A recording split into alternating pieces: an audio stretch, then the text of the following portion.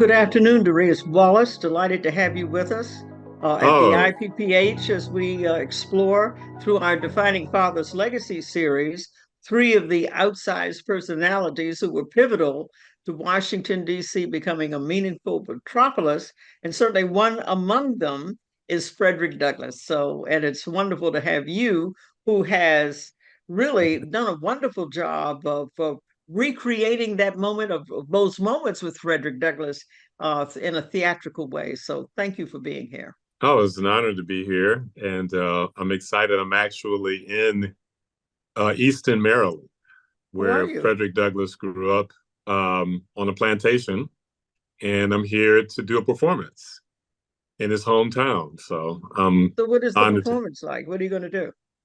It's for Constitution Day down here, and so he did a speech on the Constitution, but I'm going to mix it with his Fourth of July speech. So Yeah. it kind of be a blend. And so this portion of Frederick Douglass's life I'll do here. I've also done my show here for the family of Frederick Douglass 2 years in a row. So I've been excited about that. I'm good friends with Terrence Bailey, who is his great grandnephew, and Kenneth Morris, who Yeah, I is talked to his Kenneth. his great grandson. He's seen my show a couple of times, and and then there's another great grandson, Mr. Douglas Green, uh, who also has seen the show. So it's just an honor to perform for them also. So. That has got to be an honor. That's terrific. And so, how did you get so excited about Frederick Douglass and want to come up with these theatrical performances and really immerse yourself in significant moments of his life? What inspired you? Well, to be honest, my first performance was many years ago when I was a young actor, and my first show was on Malcolm X. And then that transmuted into Martin Luther King over time. And so for quite a few years, I was doing both of those men, but I had always had an aspiration to do Frederick Douglass. And at that time in my life as a young actor, I wasn't ready. But then way back uh, in 2001, which I guess I'm dating myself, I've got the courage to do it. And I have been doing it ever since. And one of the reasons why I wanted to do it, I really wrote my first version for children. So I did a lot of elementary, middle school performances, and I wanted to do it because of the transformation of the power of the written and spoken word.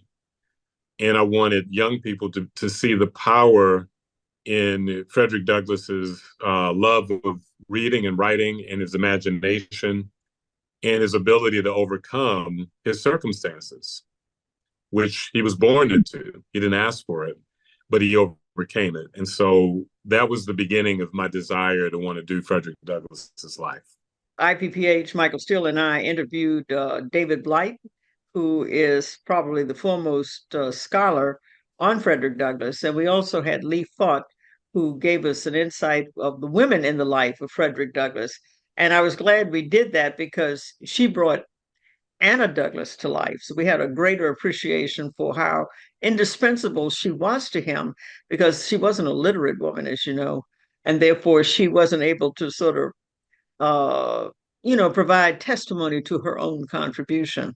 But when was the first time you got exposed to Frederick Douglass to appreciate, to what extent he had so much to overcome to become this larger than life personality? When I was a child, my father exposed me to Frederick Douglass, his autobiography, and I was always fascinated with his story, but I didn't fully comprehend because I struggled with reading myself when I was a child. And my father would often leave books on my desk, hoping when I woke up I would begin to read. So I was always just in awe of Frederick Douglass. I only knew a small portion of his life, and I would only see, they didn't really teach Frederick Douglass in school. So it was very little that I knew about him, you know, in elementary, middle, high school, college. It really wasn't until I started to want to do his life that I began to read into the massive amount of information there is on Frederick Douglass' life. But it all started with my father. I see. So when you have these theatrical performances, I mean, you can't, his life is, he covered a, what is it, 1818, something like that, to the late, almost all of the 1895. 19th century. Yeah. Yeah. Hmm. Um, what particularly do you focus on? I mean, and why do you focus on these aspects?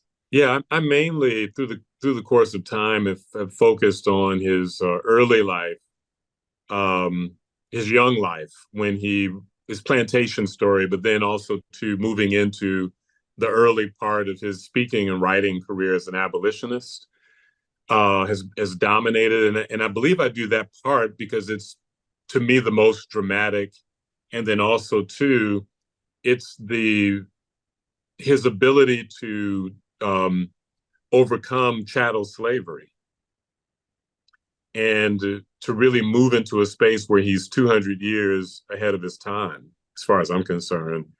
Um, and his ability to take the power of the written and spoken word and use it to go from, sleeping in a potato sack to becoming a rock star, basically. I mean, if you really want to get a perspective of what he was like during that time, think Jimi Hendrix. He was a star.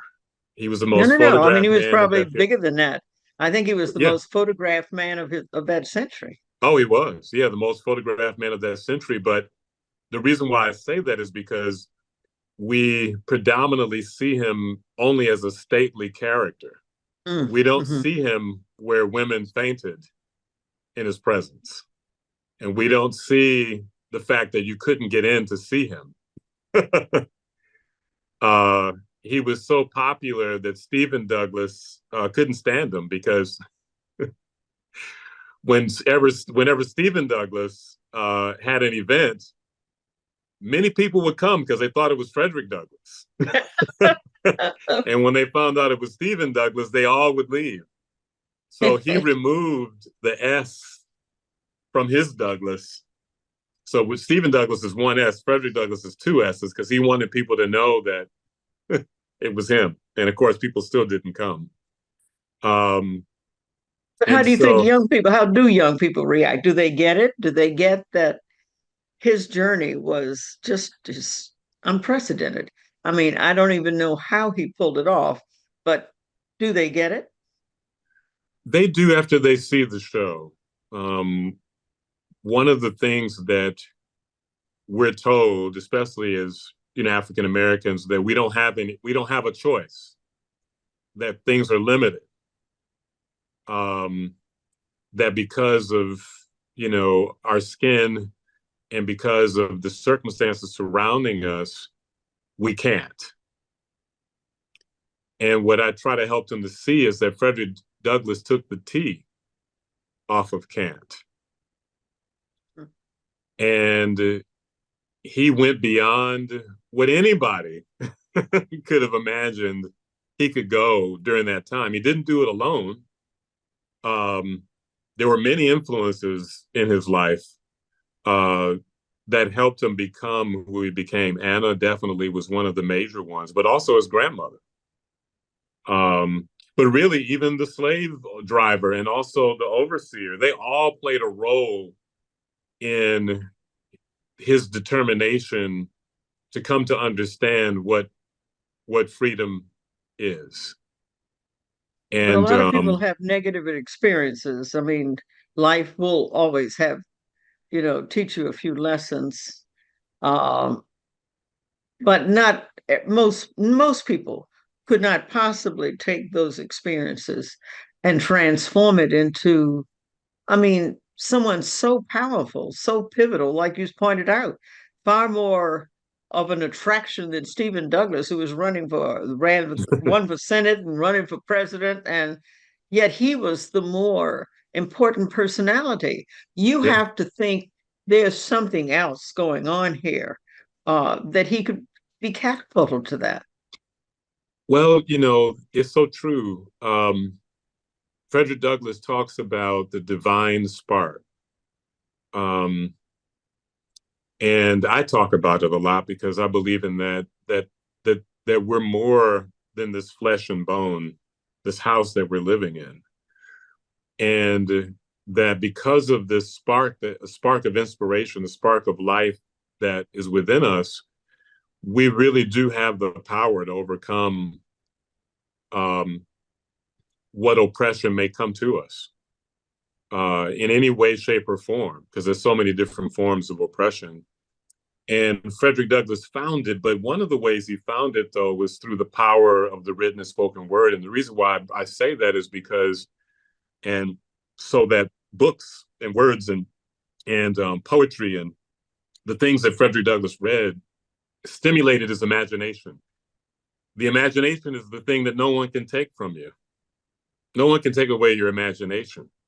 And when you have the ability to imagine and continue to imagine, is something about the universe that we live in that things begin to unfold. A power greater than ourselves seems to come about. And it not just with Frederick Douglass, but really even some of the other historical characters that I've done, but really you can think in your own life where you got in touch with something greater within you. And that is the very thing that I hope young people see. But really, anyone who sees the show, I'm hoping that they see that Frederick Douglass found that and did tremendous things because of it. But also the sense I get, and correct me if I'm wrong, is that because the African Americans were denied any sense of agency in part by denying access to any education, the ability to learn. Once he learned how to read, it Mm-hmm. seemed that he said, now I've got my foot in the door and I'm going to use it for all it's worth. I mean, I think the fact that, and even the woman, I've forgotten, why is my mind going blank, but who started to teach him to read in Miss Baltimore. Sophia. Uh-huh. Right. And it went as soon as her husband or one took her to task about it. So you're not supposed to do that. You can't do that. You destroy the spirit or compromise the spirit of an enslaved person. Once he understood the power of knowledge, Mm-hmm. he I mean, now he obviously had drive, but once he understood that that was one way for certain, one kept a grip on you and denied you any agency, I think he wore that out. Uh, and of course, he was a man gifted with and a natural facility with language. But I wonder if he would have been so consumed with it had it not been such an intentional denial um, imposed upon him. Do you think that? The thing is that the people of that time, they were highly intelligent. And so what do I mean by that? They didn't understand reading as it relates to the English language, uh, but they were able to read nature. Are you talking about the enslaved people? Yeah, yeah, they Yes, were able to read nature because that's what the ancestors had the right. ability to do back during that time. They had the ability to, they had their own language. They Everything was language to our ancestors, and that knowledge was passed down generation to generation. And so, um, we were putting messages in our braids on pathways to go to freedom. We were putting it in our art. We were putting it in our clothing. We put it in quilts, and we were reading the astronomy. Is one of the ways that we were able Well, to Benjamin navigate because Banneker, yeah. yeah, and the list goes on and on. And so um, the key was just in any place where you learn the language of whatever nation that you're in, but the intelligence was already there. His grandmother gave him a lot of inspiration, and she couldn't read or write, but she practically ran the plantation because she understood how to feed the plantation when the plantation didn't understand how to feed itself. because No, she no, was no. I'm gifted. not. I was sort of I was really going after a little bit something else. I know. And I'm glad you're saying what you're saying. No, Hmm. people were intelligent. People were able to navigate these spaces with a different lexicon, but it worked. Uh-huh. There's no question that a lot of the agricultural milestones made by the enslavers were skills and insights brought by the enslaved.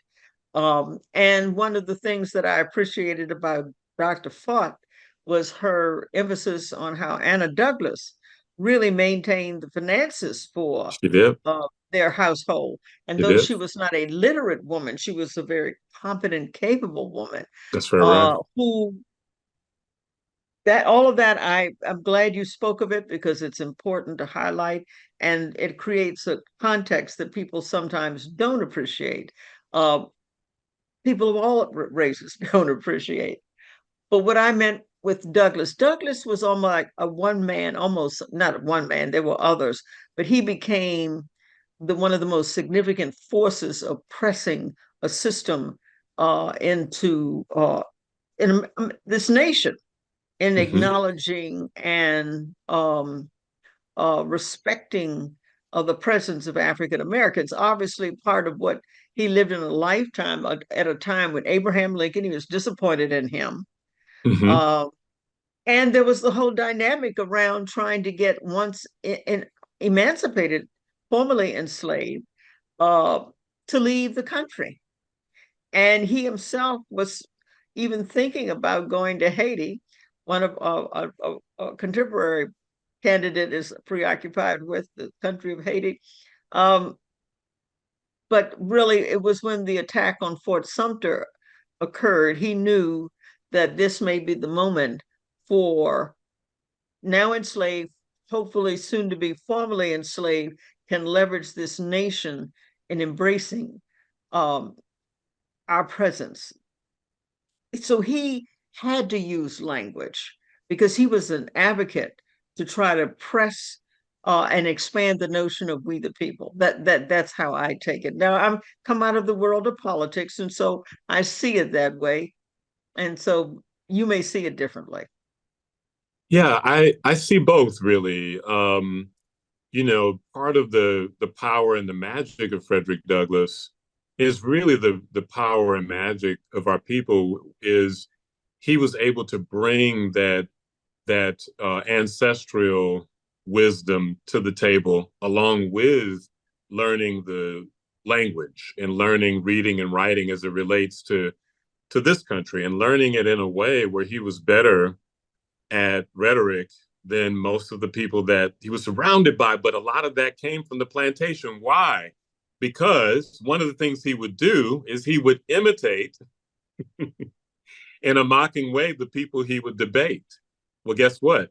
He also was gifted at imitating the animals on the plantation.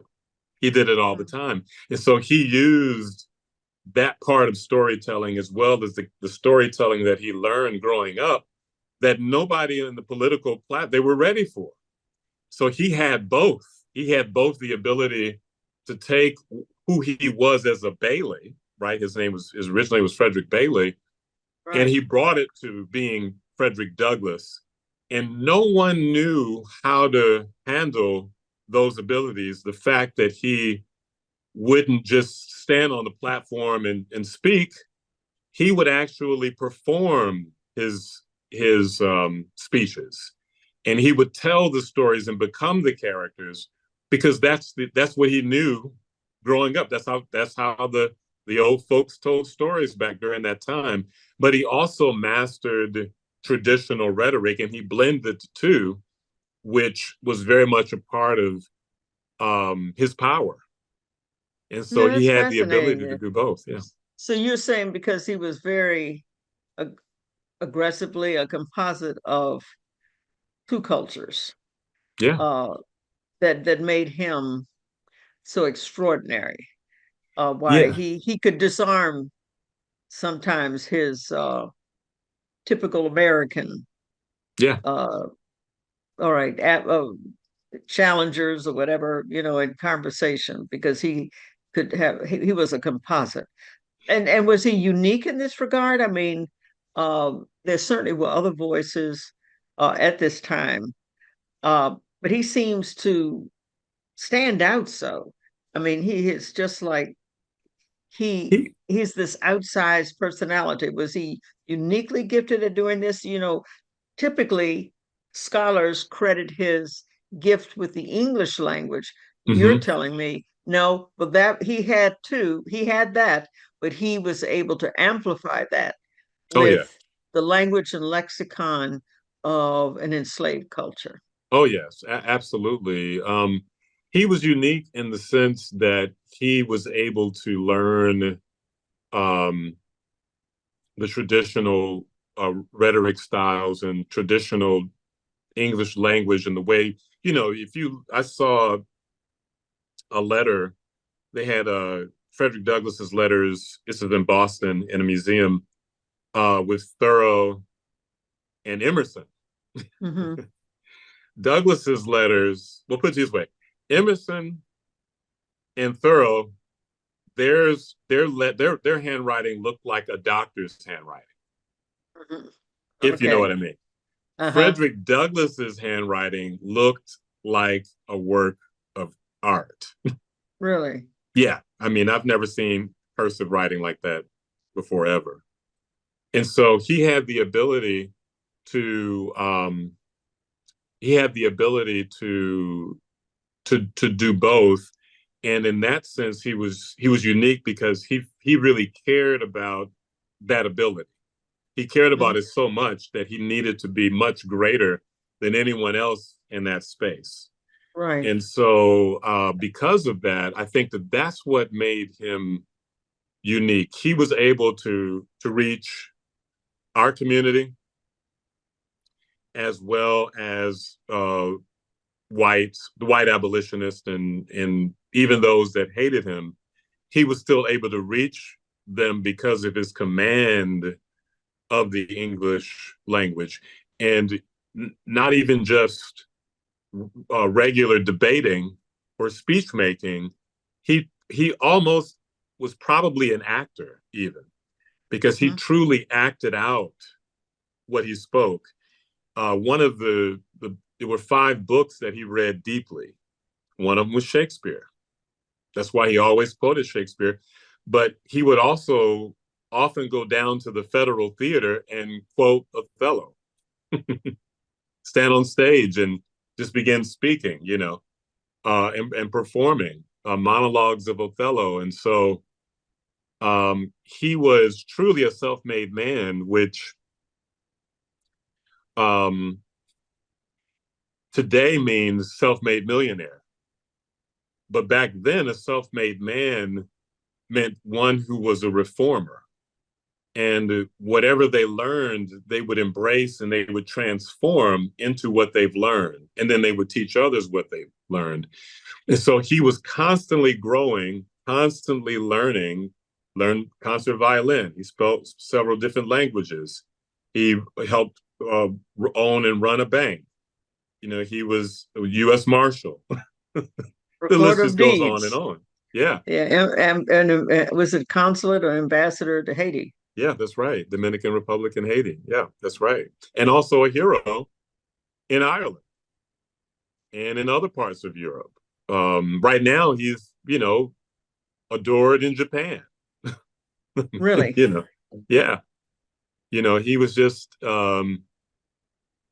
he was amazing, and it's one of the reasons why I like to bring that out. And one of the things I want to bring out more is this other element that made Frederick Douglass.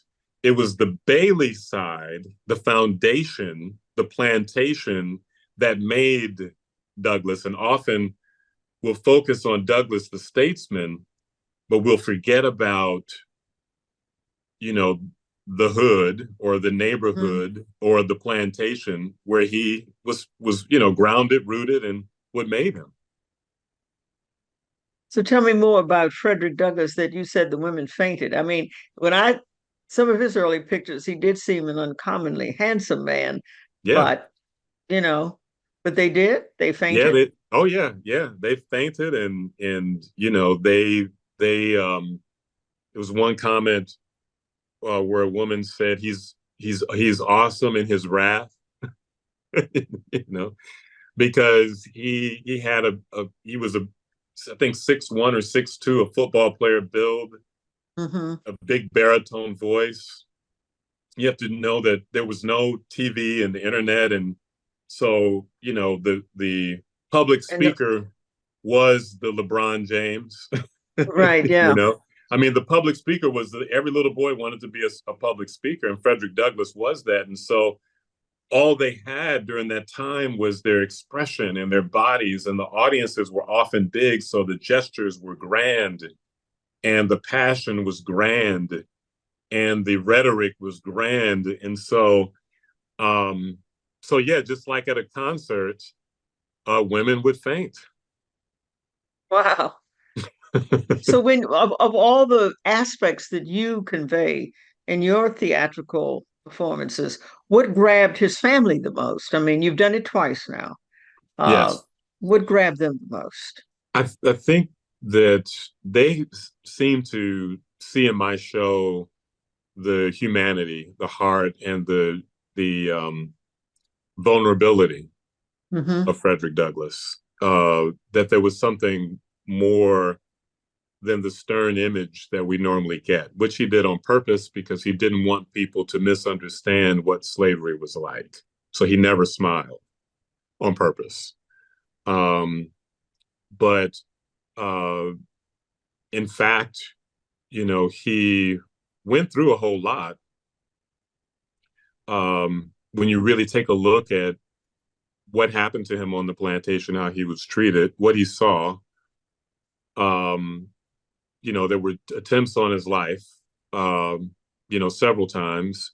He was almost beaten to death one time. Um, and, the loss of Anna, which sent him into a very deep depression. And there's so many other things about Frederick Douglass, what he went through, that's not captured. And I think the family appreciated not just the vulnerability, but also too, Frederick Douglass really did love the country. He believed in the Declaration of Independence and the Constitution. He wanted us to be included, and he wanted to unify the nation. Of course, it was kind of like how it is now. It was very divided, and so the wrath and the passion, the fury, and the ironic humor that he'd bring to the platform, behind it was really a lot of love and a strong desire to see transformation and change. And I think that they saw that, in the performance. Yeah, because sometimes I sense a great despair Mm-hmm. on Douglas's part. Understandably, if I get frustrated in 2024, he would have had to be frustrated, and everybody had so much hope for Abraham Lincoln initially, and then Yeah. he made it a very he was made a very careful inaugural address that didn't appear that he was prepared to go to bat on this issue of emancipation. Uh, and then, of course, he had to live through the period of Reconstruction, hopeful, and then all that transpired thereafter. Yeah. Do you, do you feel that more often than not he had a great sense of despair, or still a great sense of hope about the United I, States? it's interesting because I think like Dr. Martin Luther King, the later in his life, um, the way things were happening, things were getting worse. And so, yeah, there was a great deal of despair. Just like Dr. Martin Luther King Jr. after 1965 to 68 were pretty dark years for him.